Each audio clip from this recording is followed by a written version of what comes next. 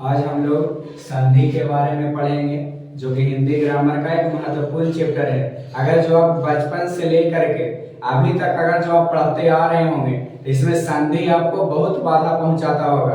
आप पहचान जाते हैं कि यह संधि है, उसका संधि विच्छेद याद करना है, लेकिन कैसे संधि विच्छेद कब क्या हो जाता है वो आपको नहीं समझ में आता है। लेकिन सबसे पहले हम जानेंगे संधि का डिफिनेशन, उसके बाद हम पूरा वीडियो में अच्छी तरीका से देखेंगे कि कब क्या होता है, कब संधि विच्छेद क्या होता है, कब आय हो जाता है, कब आव हो जाता है। चलिए देखते हैं। सबसे पहले जानेंगे कि संधि किसको कहते हैं। लिखा गया है कि दो वर्णों के मेल से जो विकार उत्पन्न होता है उसे संधि कहते हैं। कुछ दिन पहले हम समास विग्रह बताए थे, उसमें लिखा गया था कि दो पद मिलता है उसको समास कहते हैं, लेकिन अगर जो दो वर्ण मिलेगा उसको हम संधि कहेंगे। और संधि और समास में अंतर बहुत पूछता है 10th 12th बहुत बड़ा बड़ा लेवल पर, इसलिए आप इसको अच्छी तरीके से देखते जाइए। यानी दो वर्णों के मेल से जो विकार उत्पन्न होता है उसे संधि कहते हैं। तो कहेगा कि सर कैसे विकार उत्पन्न होता है। यहाँ पे लिखेंगे विद्या जोड़, यहाँ पे लिखेंगे आलय, इसको जोड़ेंगे तब हो जाएगा विद्यालय। विद्यालय यहाँ पे था आ, यहाँ पे भी आया आ। वर्णों का विकार कब उत्पन्न होता है, पहला टुकड़ा का लास्ट और दूसरा टुकड़ा का पहला अक्षर दोनों को मिलना ही हम वर्णों का विकार कहते हैं। यानी यहाँ पे था आ, यहाँ पे आ, यहाँ पे हो गया विद्या, यानी धा और या दोनों आपस में मिल गया और इसी को विकार को मिलना ही हम संधि कहते हैं। यानी हम कह सकते हैं कि दो वर्णों के मेल से जो विकार उत्पन्न होता है उसे संधि कहते हैं। जैसे यहाँ पे लिखेंगे राम जोड़ आयन, इसको जोड़ेंगे तो हो जाएगा रामायण। देखिए यहाँ पे लास्ट में आ रहा है, यहाँ पे भी लास्ट में आ रहा है और यहाँ पे जुड़ करके आ हो गया। यानी दो वर्णों को जब हम मिला दिए, और आपको पता है कि वर्ण किसको कहते हैं, और दो वर्णों को मेल से जो विकार उत्पन्न होता है उसी को संधि कहते हैं। हम आशा करते हैं कि अब संधि अच्छी तरीका से समझ गए होंगे। उसके बाद है कि संधि के 3 भेद होते हैं। ऐसे संधि को इंग्लिश में ज्वाइनिंग कहा जाता है, यानी जोड़ना। और इसी तरीका से संधि के 3 भेद, पहला होता है स्वर संधि, दूसरा होता है व्यंजन संधि और तीसरा होता है विसर्ग संधि। पहला स्वर संधि, दूसरा व्यंजन संधि और तीसरा विसर्ग संधि। सबसे पहले स्वर संधि के बारे में जानेंगे, और आप बच्चा को तब ये संधि समझ में आएगा जब आपको अच्छी तरीका से स्वर वर्ग, व्यंजन वर्ग, वर्ण, ये तीनों अगर जो आपको अच्छी तरीका से मालूम है तभी संधि को अच्छी तरीका से समझ जाएंगे। कह रहा है कि दो स्वरों के मेल से जो विकार उत्पन्न होता है उसे संधि कहते हैं। और आपको स्वर पत्ते नहीं है तो कैसे बनेगा, हम बताए थे कि स्वर 4 होता है, आ, ई, उ और री। तो जो दो को अगर जो आपस में स्वर मिलेगा और उससे जो विकार उत्पन्न हो गया उसी को हम कह देंगे स्वर संधि। जैसे यहाँ पे देखिए दो को यहाँ पे मिल रहा है और उसके बाद आ का निर्माण कर रहा है। ये दो को जब स्वर आपस में मिलेगा उससे जब विकार उत्पन्न होगा उसको हम स्वर संधि कहेंगे। उसके बाद स्वर संधि के 5 भेद। सबसे पहले दीर्घ संधि, गुण संधि, यंग संधि, अयादी संधि और वृद्धि संधि। आपको संधि अच्छी तरीका से समझ में आ जाता होगा, लेकिन आपको स्वर का भेद नहीं समझ में आता होगा कि कौन दीर्घ संधि है, कौन गुण संधि है, कौन यंग संधि है, कौन अयादी संधि है और कौन वृद्धि संधि है। आप अच्छी तरीका से इस वीडियो को देखते जाइए, आपको अच्छी तरीका से सारा बताएंगे। कह रहा है कि जब ह्रस्व और दीर्घ स्वर मिल करके दीर्घ हो जाते हैं, यानी यहाँ पे था ह्रस्व स्वर, यहाँ पे था दीर्घ स्वर, और दोनों जब मिल गया, नहीं दोनों यहाँ पे ह्रस्व स्वर है। यानी अगर यहाँ पे देखिए, यहाँ पे ह्रस्व, यहाँ पे नहीं, इसमें भी नहीं है। यानी अगर जो ह्रस्व स्वर आपको अच्छी तरीका से मालूम है, 4 गो ह्रस्व है, आ,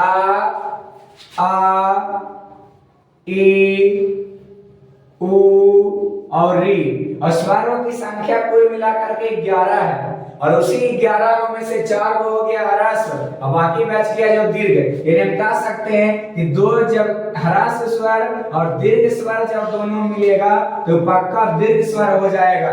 जब इस तरीका से वर्णों का विकार उत्पन्न हो तो उसको हम दीर्घ स्वर कह सकते हैं। अगला है गुण संधि। आ के बाद हर्षा ई दीर्घ ई आए, वो बदल जाएगा ए में, और ऊ हर्षा हुआ दीर्घ। देखिए यहाँ पे क्या लिखा हुआ है, तो ध्यान से, आ और आ के बाद ह्रस्व ई या दीर्घ ई आएगा, ए में बदलेगा। आ या आ के बाद ह्रस्व ऊ या दीर्घ ऊ आएगा, ओ में बदल जाएगा। आ या आ के बाद री आएगा तो ये आर में बदल जाएगा। जैसे यहाँ पे हम लिखेंगे महर्षि, इसको तोड़ेंगे तो क्या हो जाएगा, महा जोड़ ऋषि, यानी महा में आ और ऊपरे है री, आ और री को मिलाएं तो यहाँ हो रहा है आर, यानी माहर आ रहा है। फिर हम कह सकते हैं आ या आ के बाद ह्रस्व दीर्घ ई आएगा ए में, आ या आ के बाद ह्रस्व दीर्घ ऊ आएगा ओ में, और आ या आ के बाद री आएगा बदल जाएगा आर में। और अगर इस तरीका का विकार उत्पन्न हो हम उसको कह सकते हैं गुण संधि। एक एग्जांपल भी बताएं। अगला यन संधि, ह्रस्व ई या दीर्घ ई के बाद कोई भेद स्वर आए, यानी ह्रस्व या दीर्घ ई के बाद ह्रस्व या दीर्घ ई नहीं आए, इसके बाद कोई भी ना आए, यानी ये दोनों को छोड़ करके अब बाकी जो स्वर वर्ण है वो अगर जब कोई आ जाएगा तो या में बदल जाता है, उसी को हम कहते हैं यन संधि। अगला है अयादी संधि। ए आई ओ औ के बाद अगर जो कोई भिन्न स्वर आ जाएगा तो ए बदल जाएगा आई में, आई बदल जाएगा आय में, ओ बदल जाएगा अब में, और औ बदल जाएगा अब में। यानी इसका जो पूर्ण विस्तार तरीका से इसका जो एग्जांपल है हम नेक्स्ट वीडियो में बताएंगे। अगर इसमें बताएंगे तो बहुत लॉन्ग हो रहा है, जो चाहिए उसको हम बता रहे हैं, इसलिए अगला में पूरा अच्छी तरीके से सॉल्यूशन होगा। उसके बाद है वृद्धि संधि।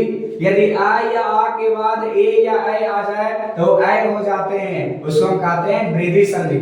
उसके बाद स्वर संधि जान लिए, संधि के 3 भेद जान लिए, संधि के स्वर संधि के 5 भेद जान लिए। संधि के 3 भेद, स्वर संधि, व्यंजन संधि, विसर्ग संधि। स्वर संधि के लिए 5 भेद, दीर्घ संधि, गुण संधि, यन संधि, अयादी संधि, वृद्धि संधि। इस स्वर संधि के भेद है, इसको दीर्घ स्वर संधि भी बोल सकते हैं, गुण स्वर संधि भी बोल सकते हैं, नहीं तो दीर्घ संधि भी बोल सकते हैं। उसके बाद 3 भेद में पहला स्वर संधि, दूसरा व्यंजन संधि। व्यंजन संधि बहुत आसान है, और तीसरा है विसर्ग संधि। इसी में आपको डाउट होगा, अगर जब स्वर संधि अच्छी तरीके से समझ गए तो व्यंजन और विसर्ग कुछ नहीं है। यानी व्यंजन संधि का कोई अपना डिफिनेशन होता नहीं है, विसर्ग संधि का कोई अपना डिफिनेशन नहीं होता है। इसे पहचानने का एक तरीका है कि वैसे संधि जिसको विच्छेद करने पर हलांत लगा हुआ रहेगा, जैसे यहाँ पे सज्जन, इसको करेंगे तो होगा सत जोड़ जन। बताइए इसको विच्छेद किए था हलांत आया कि नहीं। संसार, इसको जब विच्छेद करेंगे तो होगा सम जोड़ सार, यहाँ पे हलांत आया। सन्मार्ग, इसको विच्छेद करेंगे तो हो जाएगा सत जोड़ मार्ग। आप ही बताइए हलांत आया कि नहीं। यानी अगर जो आपको विच्छेद करके दिया हुआ रहेगा पकड़ने में बहुत आसान, इसमें हलांत लगा हुआ रहेगा, लेकिन अगर जो आपको विच्छेद करने के लिए बोलेगा तो आप विसर्ग, व्यंजन संधि और विसर्ग संधि आपको याद करना पड़ेगा। उसके बाद है विसर्ग संधि, और विसर्ग संधि में हमेशा विसर्ग लगा हुआ रहता है, ये विसर्ग का चिन्ह। जैसे यहाँ पे लिखा हुआ निर्धन, इसको तोड़ेंगे तो क्या हो जाएगा, नी जोड़ धन, यानी जिसके पास धन नहीं होता है उसको हम निर्धन बोलते हैं। दुरुपयोग, यानी दुह जोड़ उपयोग। अगला है मनोरथ, यानी मना जोड़ रथ। मना में विसर्ग, दुह में विसर्ग और नेह में विसर्ग, इस तरीके से विसर्ग। जिसमें विसर्ग आएगा वह विसर्ग संधि होगा। यानी हम आशा करते हैं कि आप संधि के 3 भेद, स्वर संधि, व्यंजन संधि, विसर्ग संधि, स्वर संधि के 5 भेद, दीर्घ स्वर, गुण स्वर, यन स्वर, अयादी स्वर संधि और वृद्धि स्वर संधि। आशा करते हैं कि आप ये अच्छी तरीके से समझ गए होंगे। अगर जो इसमें आपको डाउट है हम नेक्स्ट वीडियो हम संधि पर ही बनाएंगे पार्ट 2। हम आशा करते हैं कि जो इस वीडियो में बताया गया है आपको अच्छी तरीके से समझ में आ गया होगा। आज के लिए यही तक। जय हिंद, जय